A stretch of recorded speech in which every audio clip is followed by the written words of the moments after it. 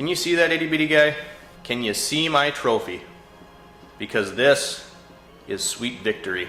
It gets to be a lot, and if you look at this giant thing, you're going to get overwhelmed. So instead of doing that, you have to look at like one bolt at a time, one thing at a time. Okay, I'll put this cylinder head on. I'm gonna focus on this until it's done. After I do that, then I can worry about another piece, then wash the second dinner plate that's in your sink that's overflowing. If you adopt this mindset, I've found over the years that you'll never get to a point where you're not overwhelmed by things, but if you can learn how to like compartmentalize and just kind of attack one thing at a time, all of a sudden that workbench that had a bazillion bolts and parts on it, it's pretty much gone, and you have this thing that's getting to be back together. So, all right guys, stick with me on this one. I think this is gonna be good. We got notes, I got coffee, and we're gonna talk about why cars make you so pissed off. So hang with me for a second, I'm gonna get set up and we're gonna get into it. You helped inspire this one.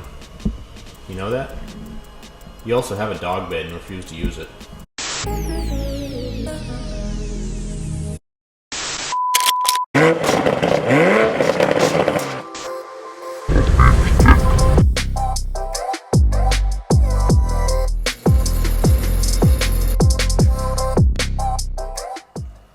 Alright guys, welcome back inside the shop for another discussion video. If you're new to the channel, welcome. When we do these types of videos, we just talk about stuff, whether that be tools, things going on in the automotive industry, things going on in car culture, get into the enthusiast side of things, all that kind of stuff. Today's video I think is going to be a good one. I think it really could help you out if you're part of this industry. I put a lot of thought into this. Like I said, I even went ahead and wrote notes, which a lot of times I don't do for these discussion type videos. I just already know the points in my head. This video, I did sit down and write notes because I was kind of excited. So I went out the other day walking the dog. You saw Sammy over there, and I was walking her, and it was just like, boom, this thought came to my head. I was like, I should have a discussion video about like why we get so angry when we're working on vehicles. And I was like, maybe that could be good. It was kind of a fleeting thought, and then I went about my day. I didn't think about it again. Later that evening, I'm death scrolling on Facebook, social media, as we all do, and I came across this.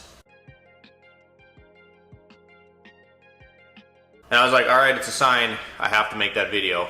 So anyway, I start thinking about, why this is a thing and why now, about 11 years into my career, I've been able to kind of get past this hump. And it's a very big hump. I don't care if you're an enthusiast. More so I'm talking about if you're turning wrenches professionally, mechanic, auto technician, whatever you want to call yourself. So everybody's been there. You get to a point where you're pissed off. Maybe you do something childish. Maybe you're so angry that you can't really think straight about what you're doing. And the first thing that I thought of came to mind. I don't care if you're on the enthusiast side of this or the professional side of this, turning wrenches, fixing cars in a shop setting. A lot of people do not mess with vehicles unless they're having issues.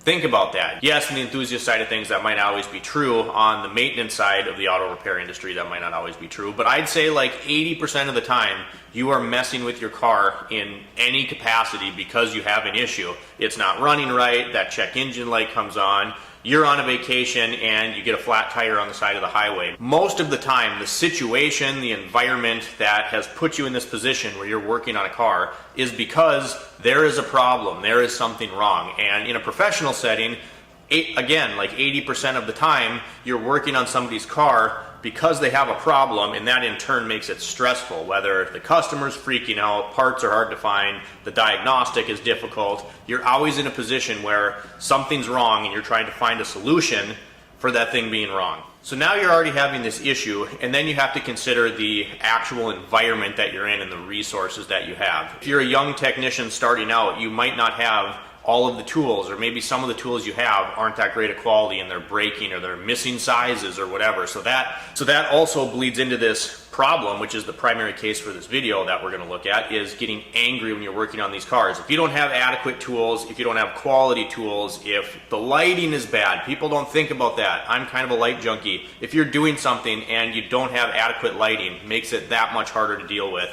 You don't have a lift, maybe you have jack stands that are sketchy or they're sinking into your driveway, or whatever that case may be, the physical environment that you find yourself working in is going to have a direct impact on your mindset, which in turn is going to have a direct impact in the success you have repairing that vehicle. If you're angry, you guys, that's the main premise of this video. If you're angry when you're doing any of these things, it is not going to bode well for you.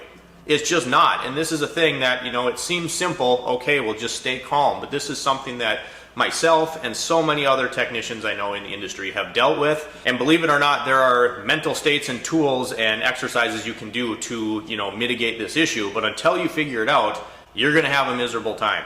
Not my proudest moment here, but we're gonna go back and give you an example of seeing red. We're gonna look at this chunk for another video, and we're gonna come back to this and talk about it a little bit more. But this video clip is from the last drift event we were at with our drift car, the MK1 Audi TT. Embarrassing, but I like to have transparency on the channel, so I'm gonna admit this, even though it's embarrassing and pathetic that I did this. But on about my 6th attempt to get the clutch packs and everything stacked properly in the car, get it all bolted back into the rear end, one of the clutch discs fell out. I almost dropped it. I turned under to grab it, and my head hit the differential fluid bucket, dumped diff fluid all over my face, my hair. I got out of the car, and the car ended up looking like this. So I'm yelling, I'm upset, I'm fatigued, I didn't sleep well in the back of the Mountaineer. I've been working on the car at this event I've paid to go to, and now I'm just working on my car, which is racing, that happens. But I'm already a little bit agitated, and then I dump 75/90. So I was embarrassed to even admit that this issue happened, but I like transparency on the channel. I like you guys to know what's going on, and I'm human. I'm gonna make mistakes. I'm gonna do things I'm not proud of, and I got childishly upset working on this car. And when I look back at it, on top of spending the $350 to be out there to do something that's supposed to be fun, I went into this not planning to work on the car. I went into this to go out there and have fun, and then ended up doing all these things. But we were outside, we were not in an optimal environment. I spent, basically the whole weekend laying on my back in the grass trying to fix my car, and then I dumped that gear oil all over my head, and it just, my childish reaction where I started to see red, I completely kicked and collapsed in that rear quarter panel of the car, because I got to that point where I couldn't take it anymore. I just absolutely could not take it. And from a professional setting, this is something, part of it is I knew I was working on my own vehicle. I'm not in the shop working on a customer car, and that gives you a little more freedom,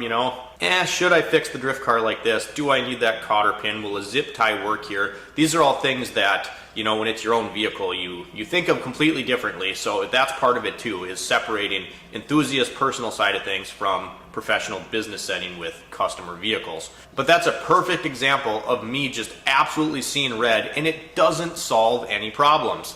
Everyone's gotten to this point. Your own car, you're working in a shop, and you just all of a sudden a repair is going so haywire. You can feel it creeping into the back of your head. You start seeing red. So how do you avoid that? What do you do? That leads me into my next little part of this video, which is when I realized, and I think this is a thing that happens to a lot of people, you have this kind of like aha moment where you're like, okay, I start to see red, I get that tunnel vision.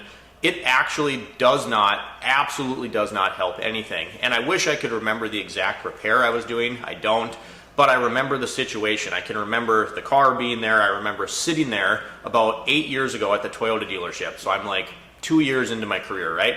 And I'm working on this car, and when you're first starting out, you absolutely, literally know almost nothing.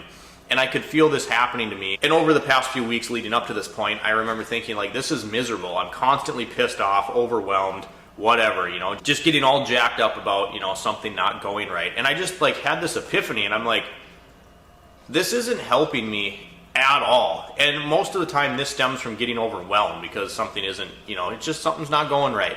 And I remember it was kind of an extensive repair. I had nuts and bolts everywhere, and I felt myself just kind of like, oh man, like I didn't know where to start. It's like when you walk into your kitchen and it's a complete disaster. The sink is, overflowing with dishes. And instead of just saying, hey, I'm going to start by washing this one Tupperware container, you see the bazillion dishes and you're like, I don't even know where to start, so I don't want to, right? It's kind of like that. So part of what I started doing, you guys, and what I really think is a mindset you have to adopt is you have to think of things as like, this is one bolt at a time. I've been doing this for 11 years now, and if I get, let's say a short block, I got to reassemble this engine and then do an engine swap, it gets overwhelming. Sometimes you got, this workbench over here for valve train stuff, and this one has your front cover, all your accessories on it. There's an oil pan laying over here. It gets to be a lot. And if you look at this giant thing, you're going to get overwhelmed. So instead of doing that, you have to look at like one bolt at a time, one thing at a time. Okay, I'll put this cylinder head on. I'm going to focus on this until it's done. After I do that, then I can worry about another piece, then wash the second dinner plate that's in your sink that's overflowing. If you adopt this mindset, I've found over the years that you'll never get to a point where you're not overwhelmed by things, but if you can learn how to like compartmentalize and just kind of attack one thing at a time, all of a sudden that workbench that had a bazillion bolts and parts on it, it's pretty much gone, and you have this thing that's getting to be back together. So that's something you really have to do, is just kind of take things one bolt at a time. I had an old coworker that, it's a story for a different video, actually did not like the guy at all. He was an asshole. But he always said it's just nuts and bolts, right? Nuts and bolts. And once in a while, I find myself saying that inside my head. I'm like, you know what? Nuts and bolts. One bolt at a time, one fastener at a time, one component at a time, brings me back down to earth a little bit, and I don't get to that point where I'm so red I'm just going to start throwing tools. One thing I really like to do as well, and I'm going to use a spark plug job as an example here. Let's say you have a transverse mounted V6, so the intake goes over that back valve cover here, easy bank of cylinders here. Start with the difficult side first. If you have a repair that has lots of little steps and you know that this part is going to suck, start with that first and get it out of the way. I know a lot of guys that'll start doing all this easy stuff first, get that done, and then they're dreading doing the hard or complicated or more challenging part of that repair at the end.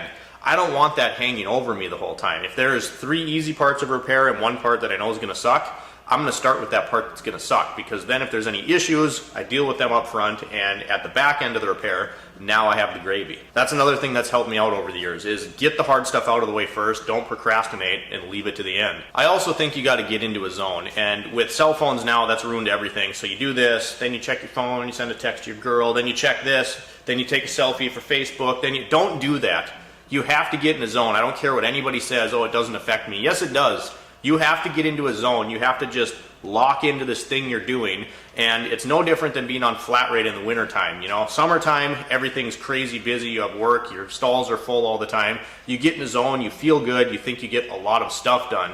In the wintertime, you go to the shop, you sit on your stool with your thumb, you know where, until lunchtime. By the time a car finally comes in, you don't want to even work on it because you haven't done anything all day. You didn't get in that zone. So you need to stay focused and not be distracted by switching your podcast, texting your girlfriend, doing all that crap, going and getting a snack and another coffee. You need to get in the zone, and you need to stay there until you get to a point where either you're done with the repair or, okay, this is a decent stopping point. I got to X, now I'm going to go eat lunch. Don't drag things out because it's going to make it 10 times worse. Our next 2 points here kind of go hand in hand, and that's going to be check your work. Double check things, bust out the torque wrench if you need to. Double check that you tighten that bolt, but you also have to trust yourself. So you have to get into a confident mindset and a balance where you're like, okay, I checked it, I was thorough, I double checked it, but also you can't go back to that thing 10 times and then have a nightmare that night because you don't know if you checked that bolt. Happens to all of us once in a while, but just be thorough, do a very thorough job, and double check your work. But find that balance to where it's not eating you alive and you're confident in the repair that you did. That's going to segue into one of my favorite sayings. Doesn't matter if it's cars, sports, anything you're doing in life. If you don't have time to do it right, when are you going to have time to do it over? So don't spend your career like a lot of people do, unfortunately, trying to Mickey Mouse things and find shortcuts, because all it's going to do in the end is create more work for you. You pad slap a brake job because you don't want to wait for the rotors to come in, or the lathe is being used. Now they come back in a day because their brakes are squeaking, because that's what happens, or you don't clean the silicone well off this timing cover seal you're doing, and now all of a sudden it's back in a month because it's leaking oil. Yes, some of these things take more time initially, but if you do not have time to do the repair right, when are you going to have time to do it over? And it's going to be your fault, but all it's going to do is add stress to your working life. The last thing I'm going to say is anticipate things going wrong, because things are going to go wrong. You cannot go into repair thinking that everything is going to go 100% the way that the book says it's going to, that Mitchell, ALLDATA, ProDemand say that it's going to. And I'm going to use this as an example. Can you see that itty bitty guy? Can you see my trophy? Because this is sweet victory. This is a 10mm bolt from the set of timing chains I put in Equinox last week. I'll throw a picture up in here, but this is a bolt that holds one of the chain guides in. It's in a very crappy spot. You have to go through an access hole in the cylinder head, so you're recessed about this far already. We put this guy in by hand with the socket just going boop, boop, boop, and it snapped off, and of course it snapped off flush inside the cylinder head. So now I'm in there with a 90-degree drill. My buddy Ryan's here. We spent like 3 hours trying to get this bolt out, knowing that if we could not get this out, we were pulling the cylinder head off of this thing to extract it on the bench. We ended up getting it out, but this is a perfect example of sometimes things are going to go wrong. And that entire time, I kept saying to him, he kept saying to me, does no good to get angry. It is what it is. We're at where we're at. If we get pissed off, our chances of success trying to extract this thing are going to absolutely tank. So it does no good to get angry. And as you can see, after a lot of wasted time and painstaking agony, we got it out. And if you would have been in the shop, if I had the security camera going, anything like that, and you would have seen us cheering and jumping up and down, gave each other a big hug like this was a victory, this was a win. But you have to anticipate things like this happening. Alright guys, so this is what I had for today's video. Why do cars make us so angry? And more importantly than that, what are things I've learned over the years to hopefully help you mitigate this problem? It does absolutely no good to lose your temper and let your emotions get the best of you. If you get away from yourself like that, your repair just got even harder than it already is, and you're probably already not in a great spot. So I hope this video helped you out, you guys. If you enjoy these discussion type videos, drop me a like down below. If you have not subscribed to the channel yet, please consider subscribing. Thanks for watching the video, you guys, and as always, we'll see you next time. And now it's back to lazy time. You know, you got a bed in your kennel, why don't you lay on that?